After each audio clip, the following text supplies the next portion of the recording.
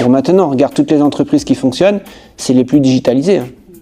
Et pourquoi? Parce qu'elles peuvent répondre le plus rapidement possible aux injonctions. Donc le seul chiffre qui serait intéressant, c'est combien réellement ont engagé leur transformation digitale. Il y en a, bien sûr, mais celui-là, il est confondu avec ceux qui pensent le faire parce qu'ils ont acheté un outil de CRM ou un outil de RP. Voilà. L'entreprise ne souffre pas d'un manque de maturité digitale, elle souffre plutôt d'un manque de management moderne. Et pour l'instant, toutes les entreprises sont construites sur ce modèle.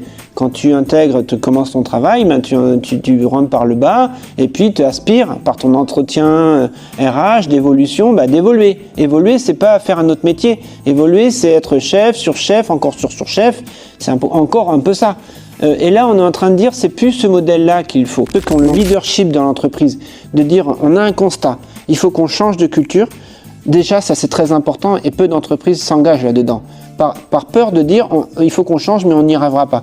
Donc moi je dis non, au contraire, quand on fait un changement, un projet de transformation digitale, marketons-le. Prenons comme il faut aller au-delà d'intégrer des nouvelles machines numériques pour faire mieux. Il faut changer le management, comme tu l'as dit, un management beaucoup plus transversal. On voit qu'on est un peu dépassé, mais tout simplement parce qu'on n'aborde pas le sujet. Si on l'abordait de façon collective, comme un projet stratégique avec l'ensemble des collaborateurs et pas simplement au codir, on y arriverait beaucoup plus facilement. Donc, voilà, aujourd'hui, il faut vraiment regarder où est la fuite de valeur de l'entreprise. Mais l'important pour nous, c'est de montrer à nos actionnaires, à nos clients et même à nos collaborateurs qu'on est dans cette dynamique de changement culturel.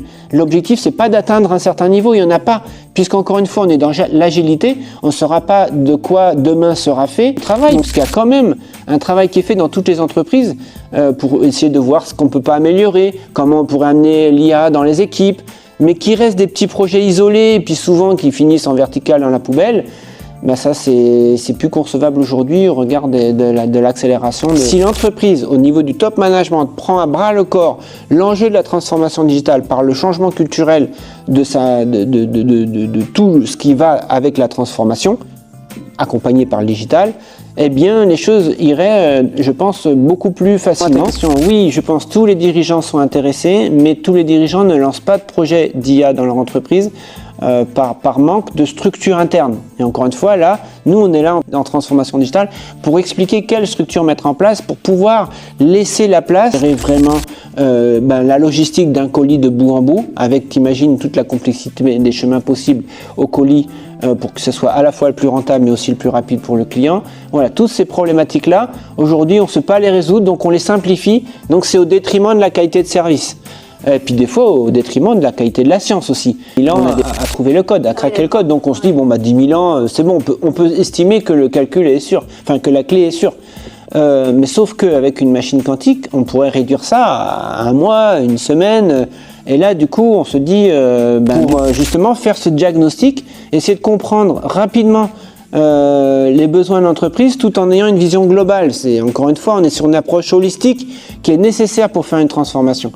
Et financière, parce que on pourra pour certains cas vous aider financièrement, soit directement si on a besoin de faire des POC, des fois on a besoin de faire des tests avant du déploiement chez vous, des tests d'IA par exemple, si vous voulez mettre de l'IA, surtout faites des tests avant, donc on peut cofinancer la moitié pour une partie d'IA, ou pour finalement la priorisation, aujourd'hui, elle ne doit pas être uniquement en fonction d'un seul indicateur qui serait le chiffre d'affaires ou la rentabilité.